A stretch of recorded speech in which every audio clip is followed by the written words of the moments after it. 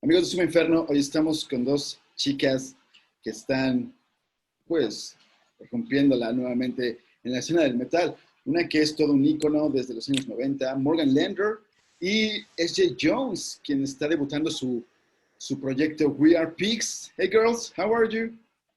Hello! ¿Cómo estás? Awesome. Hey you girls, you just released Moods. This is your single together. How did this collaboration come out? Oh my God. Well, Esjay is crazy. No, I'm just kidding. Actually, it started with an email. Really, actually, no. I think Esjay should begin with this because it started with her watching the Kitty documentary. I think.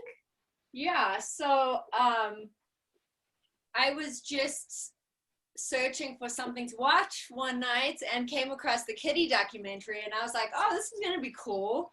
I'll just check it out. And then like literally 5 minutes into it, I was like, oh my God, these girls are so freaking cool and I'm in love and they're just like the raddest things ever and so inspiring and just such powerful women.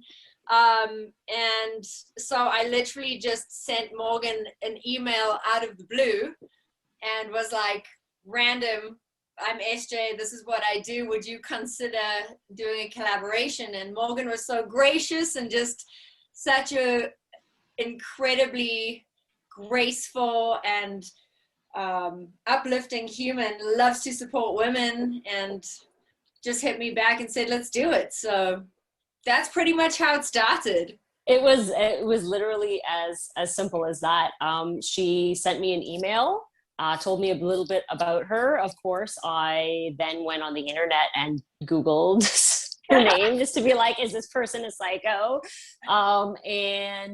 No, I mean, she has a really amazing thing going, like, you know, as a producer, engineer, working with a lot of amazing bands, a writer, performer. You kind of have the whole package going on. So, yeah, like I was intrigued initially. And then when she sent me the song, she just said, hey, like, this is the song I think that we would sound really great on together. Let's do this. And I recall like living with the song for a couple of days, and I knew that it was like, okay, maybe I should get on this when I started like humming it and singing it when I wasn't listening to it, right? So it was getting stuck in my head. So I was like, this is definitely something. Yeah, we just we took it from there. It was like, here's the song. These are the lyrics. You know, we messaged back and forth a little bit about ideas, and I was just like, tell me what to sing and I'll do it. And that was it. Esjay, Morgan is an icon, a total icon for the 90s metal movement, you know, this new metal movement. What do you feel when she agreed to participate with you? Dude, like, she's a behemoth, you know, so it's, I'm just like and I say little kid, Morgan and I are the same age, so we're not like little kids anymore, but it's like, I always refer to myself as this like little kid from South Africa, you know, which is like on the arse end of the earth. And, you know, it's almost feels surreal and untouchable to get to do anything with your heroes. You know, I feel like anybody that comes from a third world country feels that way. So this has been, this really has been incredibly overwhelming, and just like every day I have to pinch myself. I'm like, oh my gosh, I can't believe I got to make a song with like one of the raddest chicks in the entire universe. It's cool. Oh, I love this. This is the best. True, man. It's true. It's like what you guys have done. And it's so annoying to me that we even have to like put the word female like in front of anything, you know, but it's what you have done for me in my personal capacity, you know, understanding that I can be up there and rock just as hard, if not harder than any of the boys, you know. It's like you guys paved the path for that. So thank you. You are a freaking legend. I'm gonna start crying. This new song, Moods, is like a mixing of new metal and trap. And I see that every day the trend of mixing metal with trap is growing, you know, like Ghostman and all of them. And something Right. that metal purists don't like very much. But do you see, girls, this as a natural evolution of metal? I would let SJ go ahead with that.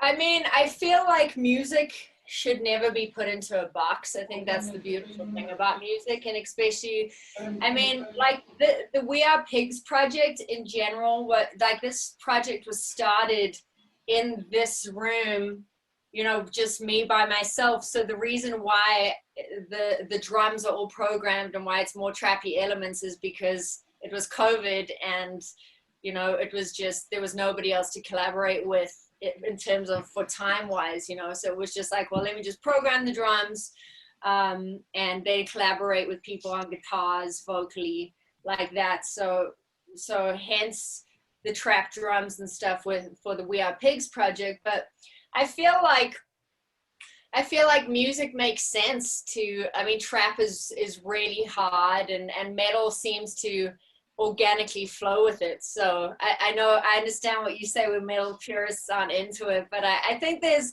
I mean, that's what new metal was, right? It was hip hop merging with metal. So it's kind of like a similar feel, but different. Yeah, I agree with that. I think it's always good to push boundaries. It's always good to try new things. And I mean, clearly, you know, the trap elements are like, they're popular. Like it's like a resurgence of new metal for like the younger generation with mixing these things. It's like you're able to bring new people to the genre by mixing those sort of elements. And it's like, you know, people are discovering old new metal bands getting into the newer stuff. And it's like, it's a resurgence, but it's a resurgence for, you know, the new generation. And there's always a little tweak, you know, there's always something that's a little different about it when, you know, a genre of music comes back. It's always reinvented in a new way. And there's nothing wrong with that. So this kind of trap metal is a new metal. Kind of, yeah. Totally new metal. Esjay, I meant that you just labeled it for yourself. Esjay, you have worked with bands like Escape the Fate, Alien Inform, this Chester Bennington Grey Days project. Right. When did you say, I don't want to be behind the scenes anymore. I want to explore my own path.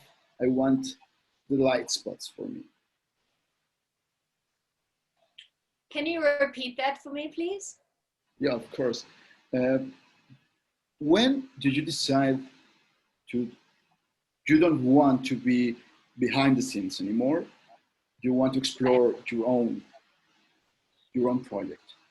Right. So I played in a band in South Africa for about 10 years before I got into the production songwriting side. The band did pretty well. We toured with bands like, it was more like a Avril Lavigne sounding kind of thing, I guess. So we toured with bands like One Republic and Seether and Fall Out Boy, and so I did the whole band circuit thing in South Africa and Europe for about 10 years, and then came to the States, and the band failed horribly.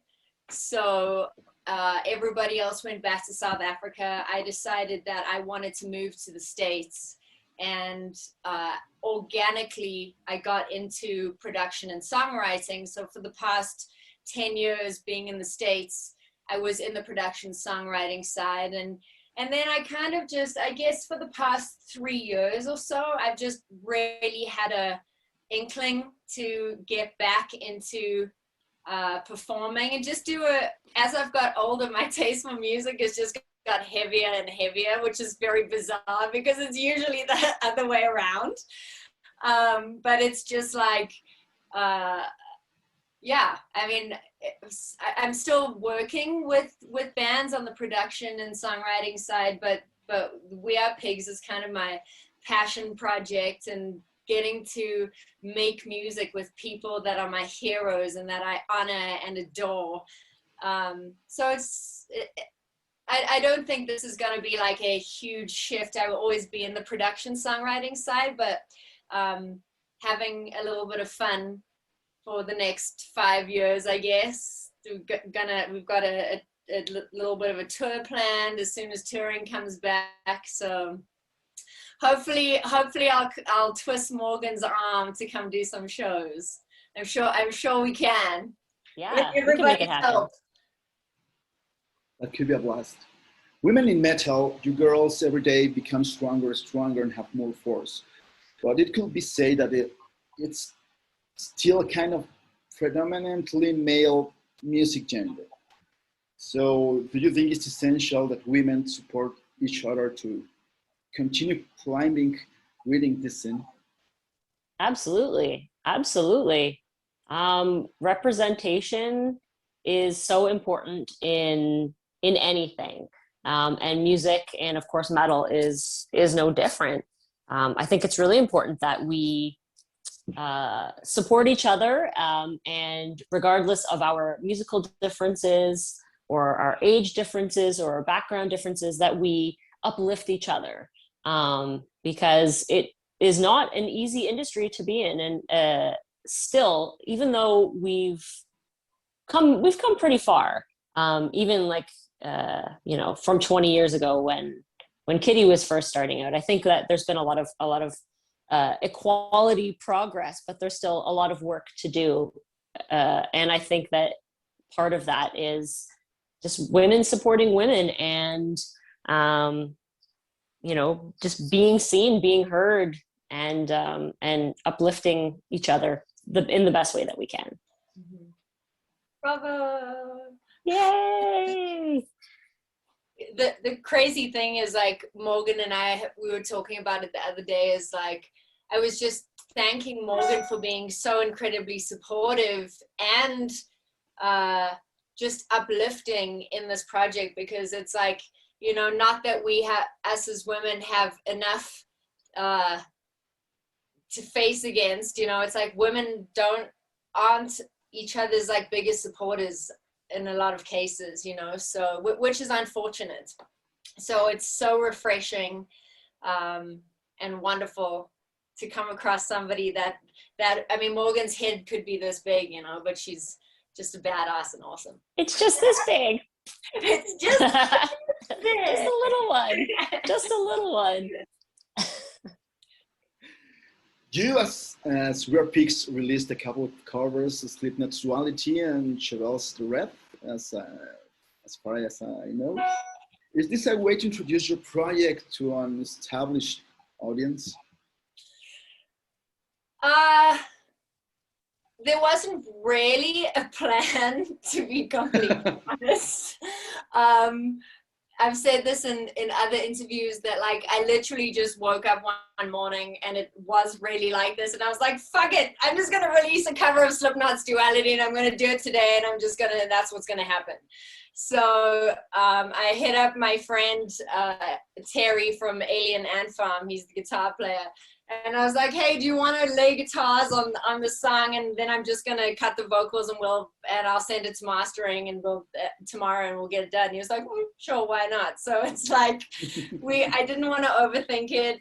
The covers were just, I don't know, I guess a lot of bands, like if you watch on like TikTok and stuff like that, people are getting a lot of attention and a lot of marketing by doing covers. And I thought it would be a fun way to try and put our own spin on songs that we love.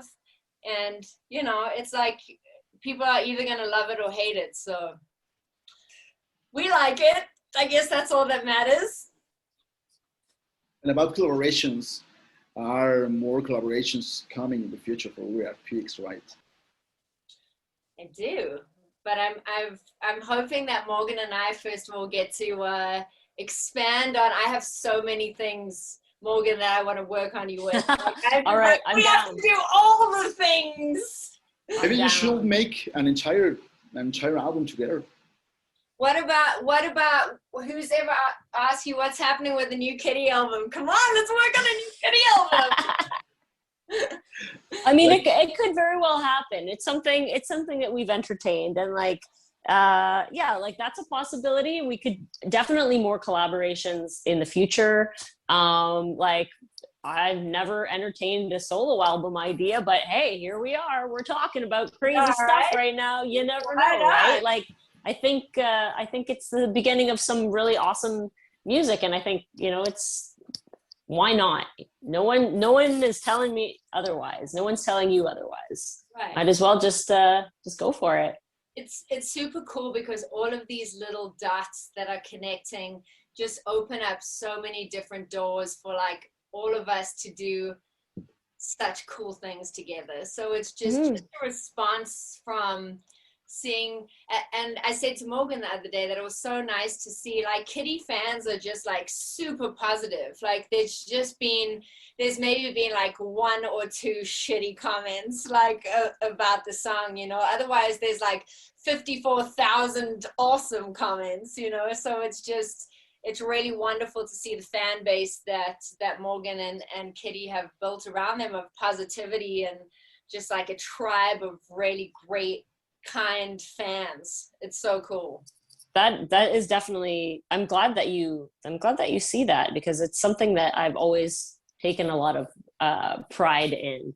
I think we have a nice little community, and we always have, and it's like you know, there are people that I have known for 20 years and seen hundreds of shows, and I've seen them meet their spouses and have kids and families and like just all that kind of stuff, and it's really wonderful to see. And I'm glad that you know, even though our collaboration isn't Kitty, that people who maybe follow my career are open enough to say, hey, like this is something that's a little bit different. It's really cool, but it gets people excited, and I think that's amazing, and we should be doing more of it, clearly.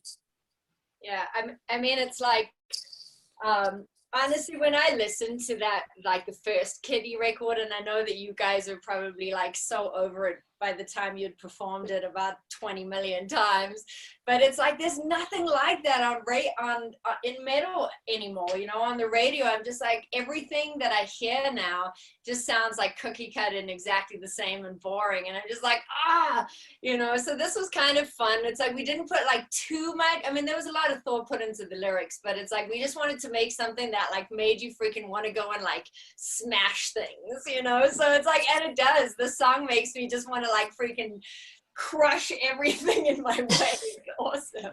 And that's like what more could you ask for? It's like right? the best kind of reaction, you know. A song that makes you wanna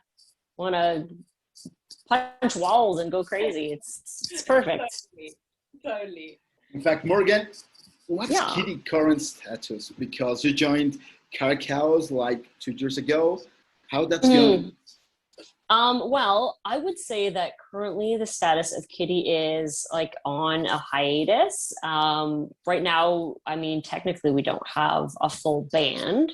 You know, the idea and the possibility of writing and recording new music has come up. But I do feel like it will happen, or perhaps might happen when the time is right. And as for Car Chaos, I joined the band, I guess it was like the fall of 2019. And we started working on an album together and did a couple of really awesome shows in Montreal and Quebec City, here in lovely Canada. And then the pandemic hit, unfortunately. So there hasn't been a lot of progress with the album itself. I did go up to do some pre-production stuff for vocals. The rest of the album is recorded. It's just a case of me being able to travel to Montreal to finish recording the vocals and finish what we started, basically. But I'm really excited about the music, about the band. It's something different for me being a front person without a guitar. So I get the opportunity to be a bit more free with roaming the stage and whatnot. And the music is more extreme than anything that I've ever been involved in.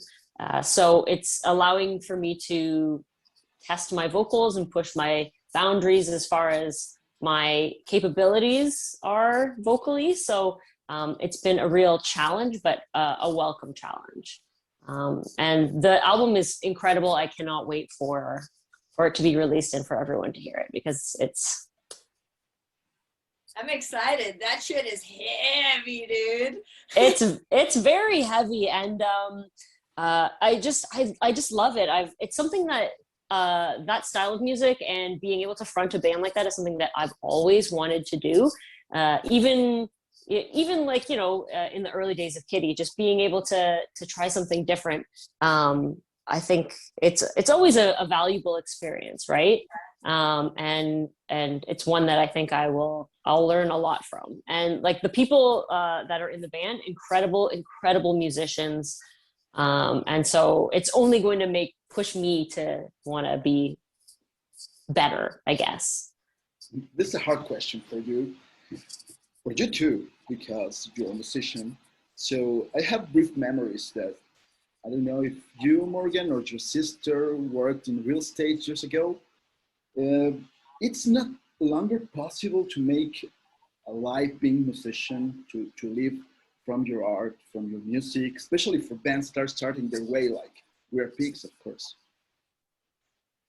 I mean, I guess it really depends on your situation. I mean, for my sister and I, our situation is that we don't make a lot of money from kids. Very sad, but I think we're sort of it's the situation, it's the circumstance, and just the fact that we have a record label that it's been 20 years since the first album, but they still own everything, right? So but we've managed to still be involved with all of the projects that we've put out, like the documentary that was released on our own, as well as live at the London Music Hall.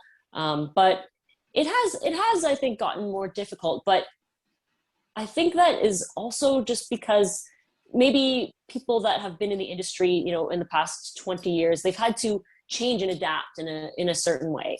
Like I always like to say that for us, we sort of came out at the tail end of the good old days of the industry, where record labels like were throwing money everywhere, and everything just seemed so easy.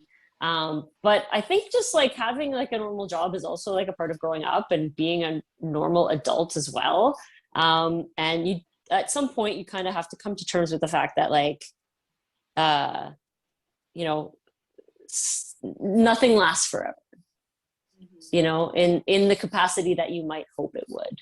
And some bands, there are a marginal percentage of bands that do make that kind of money, the kind of money where they only can do the band or whatever. But there's the majority of them, people have to work normal jobs in order to survive. And I don't think that there's any shame in that, because, we've still accomplished what we have, and people still love the band. And time has been kind to us. So I don't think that there's anything wrong with that. But maybe people these days that sell a lot of albums, are able to make more money.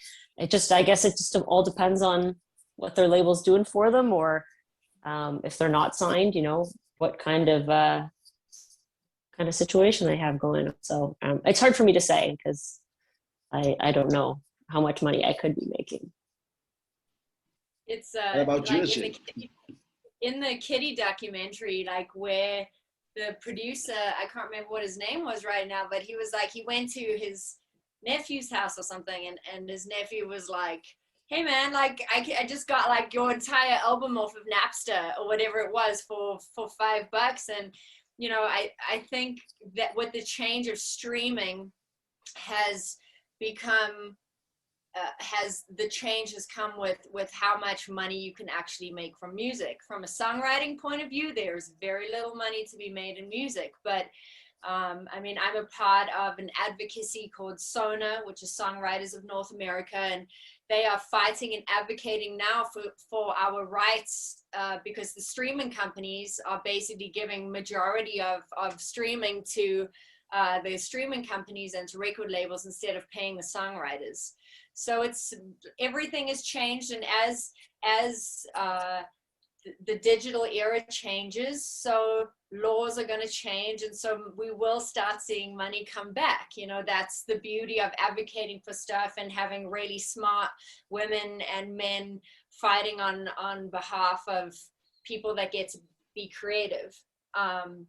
So I don't think, I mean, I have like 7 jobs.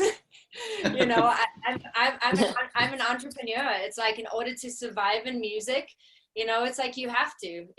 I have a rental company, and I rent and hire out Airstreams, you know, in the desert here. So it's like I own and operate a rental company, as well as doing like live music stuff, and then I do music for film and TV, and then, you know, so it's like, I think you're always in the hustle unless you hit that big time record deal or record producer deal or whatever it is. I certainly haven't hit that point.